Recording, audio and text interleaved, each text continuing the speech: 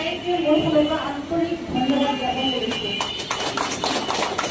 আজি অলপ আবেগিক হৈ গৈছোঁ কাৰণ কি মোৰ যোগদান পৰ্ব বৰপেটা জিলাতে বয়াকুচি হৈছিল 12 আগষ্টত আৰু আজি মোক যিধৰণে আপোনালোকক সমৰ্থন জনাইছে মই সঁচাকৈ আবেগিক আৰু অভিভূত হৈছোঁ আৰু মই ভাবোঁ যে মোৰ ৰাজনৈতিক জীৱনৰ আৰম্ভণি যিদৰে হৈছে মৌলানা বদৰুদ্দিন আজমল চাহাবৰ কৰ্মৰাজি চাই মই অভিভূত হৈ আচলতে এই ক্ষেত্ৰত যোগদান কৰিছোঁ আৰু হুজুৰৰ লগত আমি অনাগত দিনত খুব বলিষ্ঠভাৱে নিষ্ঠাৰে একান্ত নিষ্ঠাৰে আমি কাম কৰি যাব লাগিব। হুজুৰৰ এটাই কথা যে সমাজত মহিলা 50% আছে, আধা অংশ যিটো মহিলা আছে, গতিকে মহিলাসকল আমি ভালদৰে কাম কৰিব লাগিব।